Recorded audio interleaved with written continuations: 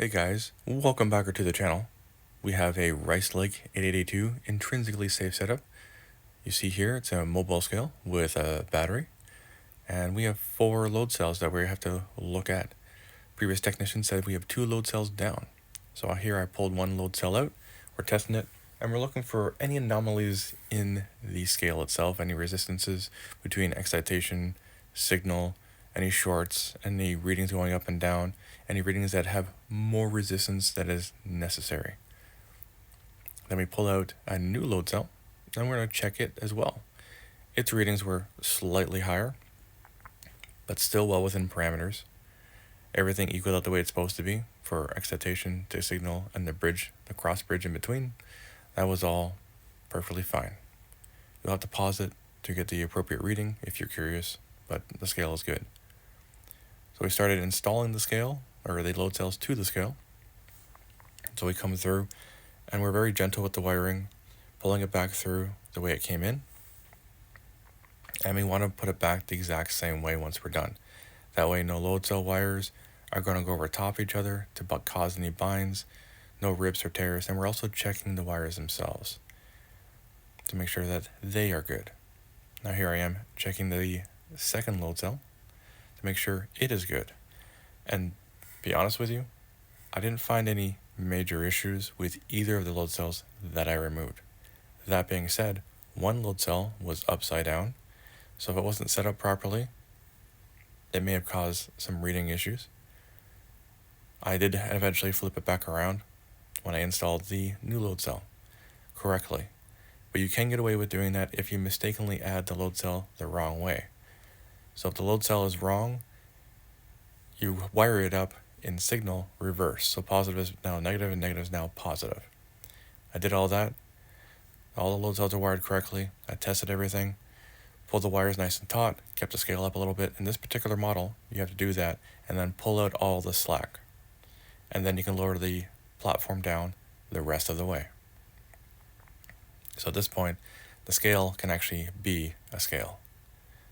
So we're just testing it to make sure that I wired everything up correctly. I'll test the corners, see what the readings are. Just with my own body weight gives me an approximation. It's not actually the way you're supposed to test it. It just lets me know if there's anything immediate before I start putting weight on the scale. So now we're going to go into calibration. I'll calibrate the scale. We just test it with some weight. But here's where we go into calibration. So zero it off the scale, go into menu, go into setup, and then scale, and calibration. We'll do 0 the scale, so we get off the scale, we'll wait 3 seconds. Hit enter, let it calibrate. Once it gives us our new reading, we'll hit enter again, and it'll go to the next step, where it'll ask for a weight. In this case, I have 160 kgs with me, so that's good. We're just a little bit ahead of ourselves. But now we get to grab the weight, which is a little bit problematic with my situation trying to hold the camera and put the weight onto the scale. Perfectly fine. I want to demonstrate for you guys what I do in a day. So once the weight is on the scale and it's not shaking around or wobbling, we'll wait our 3 seconds and then we'll hit enter. It'll give a new weight reading. Then we go enter and hit the menu button twice, get out of the menu after saving, and we're good to go. We'll test it by removing 1 weight. Not too bad. So that is good. But then we see it fluctuating a little bit. We'll come back in a little bit and we'll see more fluctuation. So we know we have a problem.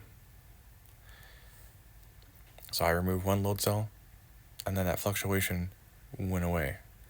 So then I took everything all apart again, used one of the wires from one of the bum load cells that I thought was good, and I was told it was bad, and I installed it to see if the scale was going to fluctuate. It did not. So I took out the load cell that I found to be incorrect, reinstalled it to the scale, and I found it to be proper. So then we added weights to it, we tested a few things after recalibration of it, and the scale was working as it should. So that all being said, you can make a scale work if you have the appropriate parts with the appropriate instructions.